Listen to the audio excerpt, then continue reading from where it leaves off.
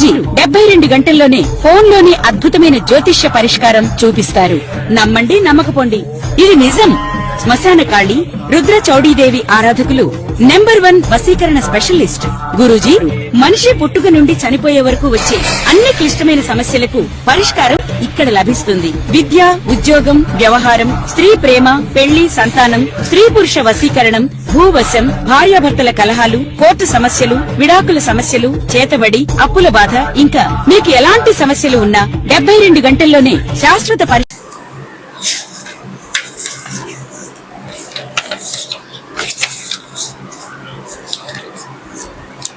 2025 సంవత్సరం ఆగస్టు నెల 2వ రాశి వృషభ రాశి. తులా వృషభయోర్భృగు, శుక్రుడు అధిపతి. ఈ రాశికి గురువు, శుక్రుడు, శని ఈ 3 గ్రహాలు పూర్తిగా బాగున్నాయి. 4 గ్రహాలు రవి, గురువు, శుక్రుడు, శని 4 గ్రహాలు బాగున్నాయి. బాగుండని గ్రహాలు లెక్కేసుకుంటే రాహువు, బుధుడు, కేతువు, మరి కుజుడు కూడా బాగలేరు. మరి ఈ రాశి వాళ్ళకి 4 గ్రహాలు బాగాలేవు, 4 గ్రహాలు బాగా ఉన్నాయి. కాబట్టి లాభ నష్టాలు చర్య సమానంగా ఉన్నాయని చెప్పాలి. ఈ రాశి వాళ్ళు వాహనం కొనుక్కోవాలని ఎప్పటి నుంచో అనుకునే వాళ్ళు ఉన్నారు.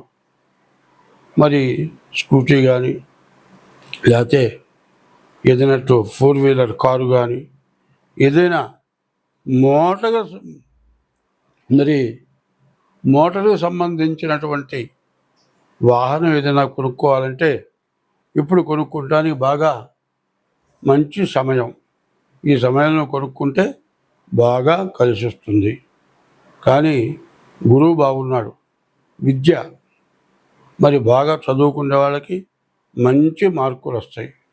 విదేశాలకు వెళ్ళే వాళ్ళకి కానీ, ఉద్యోగంలో ప్రమోషన్ కానీ, ఎన్నాళ్ళ నుంచో విదేశాలకు వెళ్ళి ఉద్యోగం చేసుకోవాలనుకునే వాళ్ళకి మరి కుదరక ఇబ్బంది పడుతూ ఉంటే ఈ నెలలో మాత్రం ఉద్యోగం రావడానికి బాగా అవకాశం ఉంది.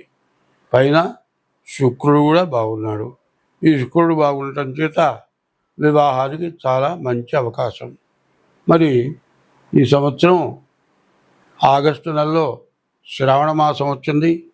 ఈ శ్రావణ మాసంలో మరి శ్రావణ శుద్ధ చతుర్దశికి ముందుగా వచ్చే శుక్రవారం రోజున వరలక్ష్మి వ్రతం చేసుకుంటారు. కానీ ఈసారి శ్రావణ శుద్ధ చతుర్దశి శుక్రవారం అన్నీ కలిసి వచ్చినాయి. ఇట్లా ఎన్ని సంవత్సరాల నుంచో రాలే. శ్రావణ శుద్ధ చతుర్దశి శుక్రవారం కలిసి వచ్చింది. ఇది చాలా విశేషం. ఈ రోజున వరలక్ష్మి వ్రతం చేసుకోవడం చాలా మంచిది. ఈ వరలక్ష్మి వ్రతం చేసుకోవటమే కాదు, శ్రావణ మాసం మరి పైన ఆగస్టు నెలలో జూలై 24 నుంచి శ్రావణ మాసం ప్రారంభమైంది. ఆగస్టు 8వ తారీఖు రోజున శ్రావణ శుద్ధ పూర్ణిమ శుక్రవారం కలిసి వచ్చింది. ఈ సంవత్సరం చాలా గొప్ప విశేషం. కాబట్టి మరి జూలై 24 నుంచి కూడా ఆగస్టు నెలాంతం వరకు కూడా ప్రతి శుక్రవారం గడపకు పసుపు రాయటం, వాకిటికి తోరణం కట్టడం, గడపకి పసుపు రాజు బొట్టు పెట్టడం, అమ్మవారి దగ్గర దీపారాధన చేయటం, ముత్తైదు కాళ్ళకు పసుపు రాసుకోవటం, పూలు పెట్టుకోవటం, ప్రతిరోజు కూడా లక్ష్మీ అమ్మవారిని పూజించాలి. ఈమె వరలక్ష్మీ దేవి అంటారు. నీవు కోరుకుంటే ధనాన్ని ఇచ్చాము వరలక్ష్మి. అటువంటి వరలక్ష్మి వ్రతం ఈ నెలలో వచ్చింది. పైన లక్ష్మీ ఇచ్చే ఐశ్వర్యం కంటే చంచలమైంది. ఈశ్వరుడిచ్చే ఐశ్వర్యం శాశ్వతమైంది. ఈశ్వరుడిచ్చే ఐశ్వర్యం ఎట్లా ఉంటుంది? శాశ్వతంగా ఉంటుంది. మంచి కీర్తి తెస్తుంది, మంచి ధర్మకార్యాలు చేయిస్తుంది. కుటుంబ వృద్ధి కలిగిస్తుంది. కాబట్టి ఈ శ్రావణ మాసం తెలంగాణ అందరూ కూడా ఈశ్వరుడికి అభిషేకం, వరలక్ష్మి వ్రతం చేస్తారు. ఇది చాలా విశేషం. ఈ నెల ఈశ్వరార్చన, అమ్మవారి పూజ ఎవరైతే చేస్తారో వాళ్ళకి సంవత్సరం అంతా కూడా మంచి ఐశ్వర్యం వచ్చి సుఖ సంతోషాలతో ఉంటారు. కాబట్టి ఈ ఆగస్టు నెల చాలా విశేషమైనటువంటి నెల.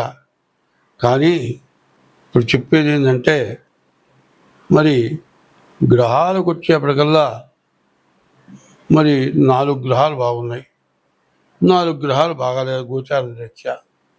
ఇది కాకుండా డేట్ ఆఫ్ బర్త్ ద్వారా జన్మ లగ్నాన్ని కూడా చూపించుకుంటే, జాతకం చూసుకొని ఏదైనా దోషాలుంటే ఆ దోషాలకు పరిహారం చేసుకుని అమ్మవారి పూజ, ఈశ్వరుడు అభిషేకం చేసుకుంటే మీకు అన్ని విధాలు కలిసి వస్తుంది, బాగా ఉంటుంది. స్వస్తి. ఇప్పుడు చాలా విశేషంగా చెప్పుకోవాల్సినవి ఉన్నాయి. ఆ కా మా వై, ఆషాఢం, కార్తీకం, మాఘం, వైశాఖం. ఇవి చాలా విశేషమైన నెలలు. ఆషాఢంలో ఆషాఢ శుద్ధ ఏకాదశి, తొలి ఏకాదశి రోజున శ్రీ మహావిష్ణువు పాల సముద్రంలో యోగ నిద్రలో ఉంటాడు. కార్తీక మాసంలో కార్తీక శుద్ధ ఏకాదశి రోజున తులసి వనంలో భూలోకంలోకి వస్తాడు. కాబట్టి ఈ నెలలు చాలా విశేషమైనవి. ఏమిటా అంటే ఆషాఢమాసం, మరి తొలి ఏకాదశి, మరి చిట్లు చిగిర్చి బాగా మొక్కలు మొలిచే టైము, తర్వాత శ్రావణ మాసం వరలక్ష్మి వ్రతం, ఈశ్వరుడు అభిషేకం చేసుకునే రోజులు, మరి భాద్రపద మాసం వచ్చేవాళ్ళకల్లా దేవతల కంటే విశేషమైన వాళ్ళు పితృదేవతలు. శ్రావణ బహుళ పాడ్యం నుంచి అమావాస్య వరకు కూడా ప్రతి వాళ్ళు కూడా పితృదేవతలకి మరి వాళ్ళకి శ్రాద్ధం పెట్టాలి. కనీసం తర్పణైనా చేయాలి. దర్భ వేలికి పెట్టుకొని తర్పణ చేస్తే ఆ తర్పణ చేసిన తర్వాత జంజం ఏం చేస్తాము, దండలాగా వేసుకొని నేల మీద నీళ్లు పిండి కళ్ళగద్దుకుంటాము. ఆ నీళ్లు పిండేటప్పుడు ఒక మాట చెబుతాము, ఏకేచ అస్మత్కులే జాతాః అపుత్రాః గోత్రిణో మృతః తే గృహ్ణంతు మయా దత్తం సూత్ర నిష్పీడనోదకం. ఈ సమయంలో పితృదేవతలకు తర్పణ చేశాము. నా వంశీకులు కానీ, నా గోత్రికులు కానీ, మరి ఎవరైనా కానీ కర్మ చేయక, మరి దహనం చేయక, ఎవరు తగలబెట్టక, ఎవరు సమాధి చేయక కొండల నుంచి పడి చచ్చిపోవటం కానీ, ఏదన్నా కాలిపోయే వాటిలో పడి కాలిపోవటం కానీ జరిగి ఆ మనిషి ఉన్నాడనుకోని కర్మ చేయకపోతే వాళ్ళంతా నరకంలో ఉంటారు. వాళ్ళందరికీ కూడా ఈ జన్యంతో పిండిన నీళ్ల వల్ల వాళ్ళకి ఉత్తమ గతులు కలుగుగాక. ఏకైచ అస్మత్కులే జాతాః, నా కులంలో పుట్టిన వాళ్ళు, అపుత్రాః, పిల్లలు లేని వాళ్ళు, గోత్రులో మృతః, గోత్రీకులు లేని వాళ్ళు, గోత్రులో మృతః తే గృహ్ణంతో, ఈ జన్యం నీళ్ళలో ఉంచి కింద భూమి మీద పిలుస్తున్నాను. వీళ్ళు నరకంలో ఉంటే మోక్షానికి పోవాలి అని చేస్తున్నాం. దేవతా పూజల కంటే పితృదేవులకి తలకి భాద్రపద మాసంలో బహుళ పక్షంలో కనీసం తిలోదకాలైనా ఇవ్వటం మీరు పితృ రుణం తెచ్చుకున్నవాడు అవుతారు.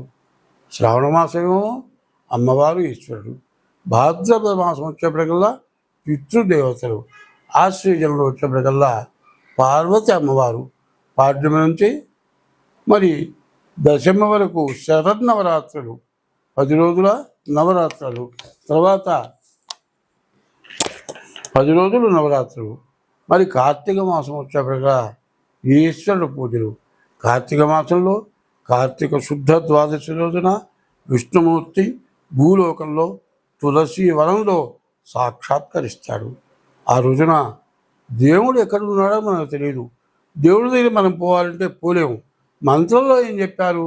సహస్ర శీర్షం దేవము, 100 తలకాయలు ఉన్నాయి. విశ్వాక్షం, భూమి ఆకాశం అంత కన్నుంది. ఆయన మనం చూడగలవా? చూడలేము. ఆయన సూక్ష్మ రూపంతో తులసి వనంలో ఉంటాడు. ఆ రోజున మరి ఆ తులసి వనంలో తులసి ధాత్రి అని చెప్పి అక్కడ ఆమె పూజ చేసి దీపారాధన చేస్తే ఆ దీపారాధన చూసిన మరి ఆ తులసి వనంలో పూజ చేసిన రవరవాది నరకాలు పోతాయిట. కాబట్టి కార్తీక మాసం, మరి మార్గశిర మాసం విష్ణుమూర్తి పూజలు, మరి పుష్యమాసం కూడా విష్ణుమూర్తి పూజలు, మాఘమాసం కూడా విష్ణుమూర్తి పూజలు. ఇక్కడి నుంచి పూజలు చేసి మంచి సత్ఫలితాన్ని పొందటానికి చాలా మంచి అవకాశమైన రోజులు. దీన్ని బాగా గుర్తుపెట్టుకొని అందరూ పాటించి మనకుండేటువంటి బాధలు, మనకుండేటువంటి గ్రహాల వల్ల వచ్చే బాధలు, మరి పాపగ్రహాలు ఎక్కువగా ఉండటం చేత రకరకాలైన బాధలు వస్తున్నాయి. కాబట్టి వీటన్నిటినీ తప్పించుకోవాలంటే అందరూ నేను చెప్పినటువంటి దేవతా పూజలు చేయండి. దేశము, మనము అందరం బాగుంటాం. నోరు లేని జీవరాశులు ఉన్నాయి, అవి కూడా సుఖంగా బతకగలుగుతాయి. స్వస్తి.